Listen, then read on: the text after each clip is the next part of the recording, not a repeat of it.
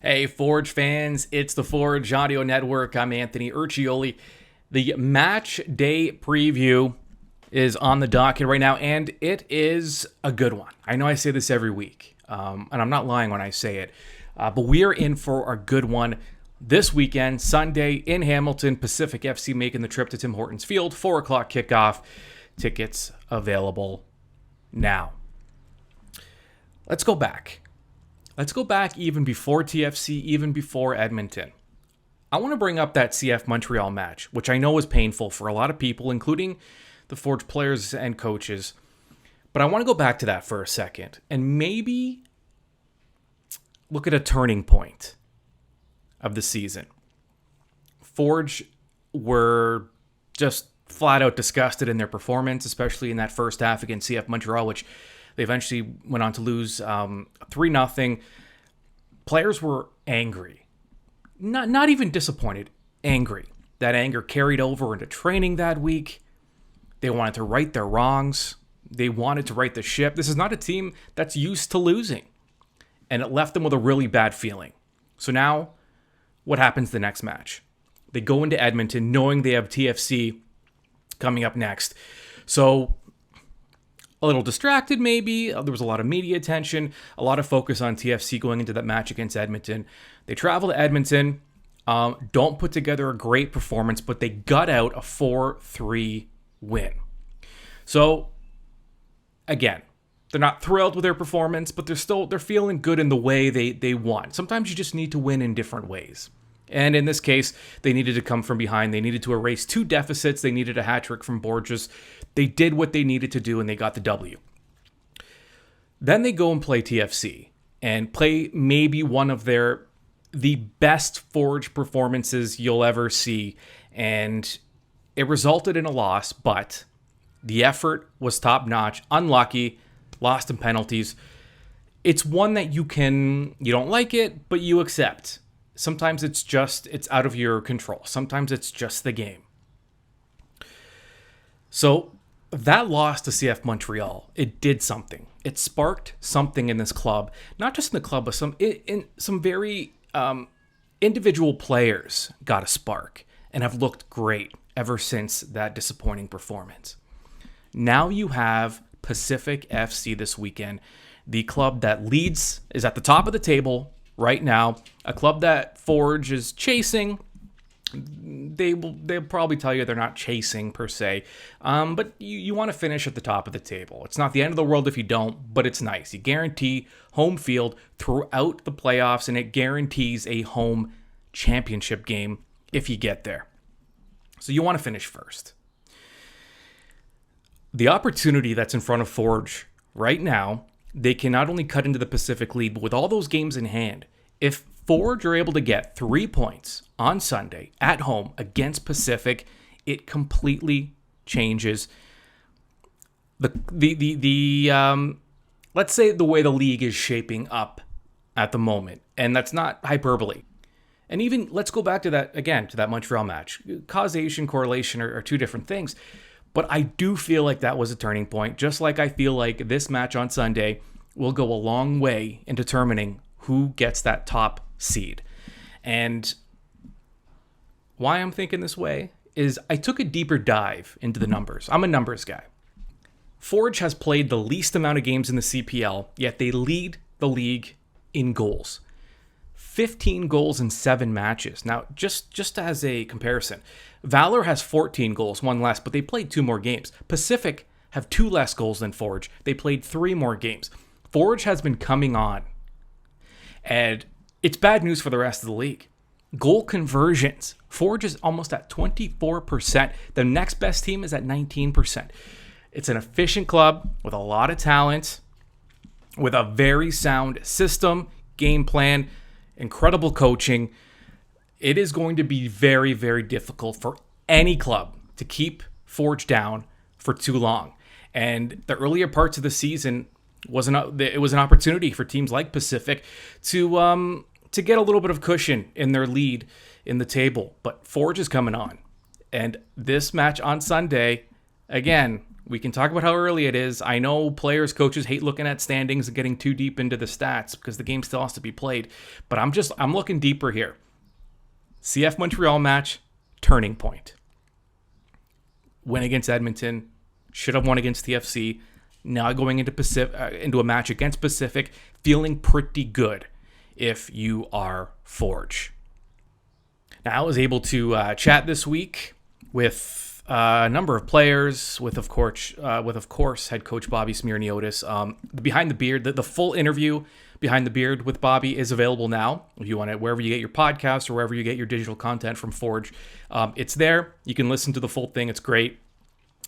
But I just want to focus on Pacific right now.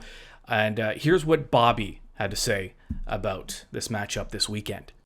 That first match against Pacific seems like ages ago now. I mean, it wasn't that long ago, but it feels that way. Would you say that both clubs are just different? I mean, it feels like the two clubs are different than where they were in that first match. Yeah, I think, I don't know how different they are. That's, I guess, a question for their coach and their club and how they feel things are. But I think, we've been playing consistently good football. The results haven't been all positive for us, but going from that game, we've been growing. We've been integrating a lot of new players, especially over these last 3-4 games with a lot of our back line out. And we've seen that it doesn't really make us miss a step, and that's the important thing, because I think longevity, I think depth in squad is the most important thing that you see throughout the season, and we've been doing great with that. And we've also seen teams across the league struggle with it, with key players missing out of the lineups and so on. But the one thing's for sure, anytime a team plays Forge, they're at their best, so that's what we expect on Sunday as well. Now, a couple guys are facing Pacific at Tim Hortons Field for the first time, because they were playing for Pacific. Notably, they were playing for Pacific last season in the CPL final. Hojab Rapport scoring the only goal in that match, which eventually led Pacific to their first ever title. And let's hear from Hojab Rapport, who, since scoring that now infamous goal, if you're in Hamilton, now he's playing for the other side, playing for Forge. And here are his thoughts going into that match against his former club. Yeah, it's obviously a big goal for me, or it was a big goal for me. But in terms of being on the other side, I think we're just looking forward to another game. I think we were impressed with ourselves, proud of ourselves with the performance we put against TFC. But I think the most important thing for us now is to find a little bit of consistency to, match that performance and start putting a bunch of games together in terms of performance and how good we can play together on the field. I think we've played now 8 or 9 games, maybe even a little more games together now. So there's no excuses for us to not be on the same page. And I think that's a big focus going into this game. Can you touch on the kind of evolution of the Forge midfield this season? The last time you played Pacific, it was the first game of the season. There were injuries and illnesses. How has the midfield maybe kind of evolved from week one to where it is now? Yeah, I think we maybe started with Alex, myself, and Bex in the midfield in that game, and now Abu's come into the midfield. Alex has had to drop into the back line because of injuries. But I think that's something always that this team has been able to do. I think a lot of the players are able to play well in multiple positions. And I think we also have the ability to change between formations really well. We work on that a lot in training, being able to be flexible between the way we want to play. And yeah, it just shows when we go into games, we're able to play different styles of play. Now, Forge did play Pacific earlier this season. It was the first match of the year. Forge was a much different club. I mean, you look at that lineup, even where players are playing. I mean, a lot of those guys aren't even playing in the same position anymore. They're dealing with the illnesses and injury. This is not the same Forge club that lost 2-1 at Pacific in week 1. And, I was able to chat with some guys who were playing different positions or weren't even in the lineup in that match. I talked to Malik and I talked to Abu Sissoko. Now, both guys. Now, in Malik's case, here's a guy he's 19. He just became a pro. Not only is he starting for Forge, he's playing the full 90, and he's been a revelation a club that needed some help on defense, that needed some healthy center backs. He has stepped in and above and beyond in his performance. Such a quality player.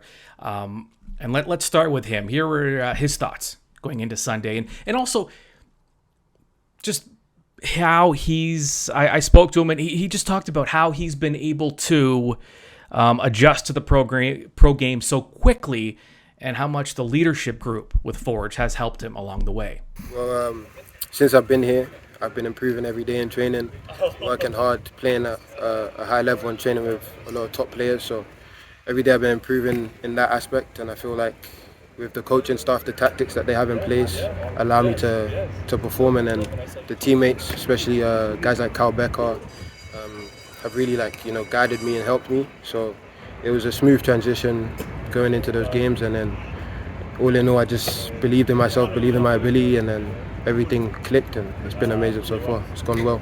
Now, Malik Oluwabi-Belawu has some experience playing in Italy, played for Spal, the under 19 team, and ton of experience.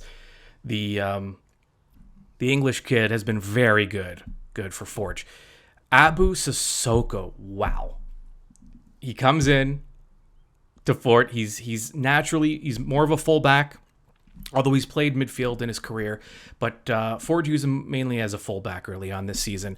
Since then, he has been just a prototypical box-to-box midfielder, contributing in all facets of the game. He's playmaking, he's defending, and I mean, don't be surprised if we start seeing him scoring a little more as well.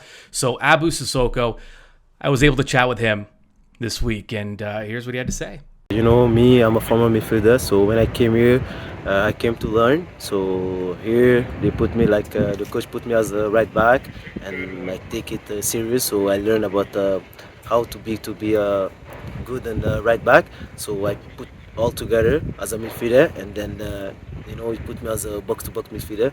So yeah, it's good because of I played right back during the first couple games. So I put the everything, like the baggage I had as a right back with the midfielder, so now I'm a box-to-box, yeah.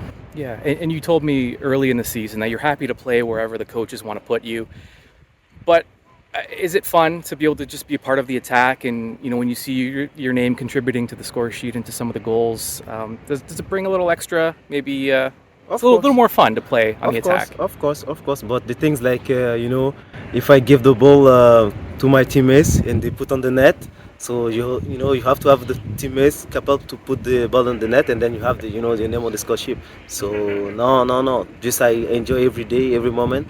So whatever the coach gonna put me, I will play. Maybe even as a goalkeeper, I will play. So I just enjoy every moment, and then that's it. All right, Forge is ready. Pacific is ready. Forge looking to cut into that Pacific lead. Stage is set. Forge is ready. I'm ready. You're ready. I'll be at the match this weekend, and I hope to see you there. We are the Forge, the mighty, mighty Forge. You just don't think you understand. Forge FC is prepared, and now you are informed. This has been Match Day Preview with Anthony Urciuoli on the Forge Audio Network. Subscribe on Spotify or wherever you get your podcasts.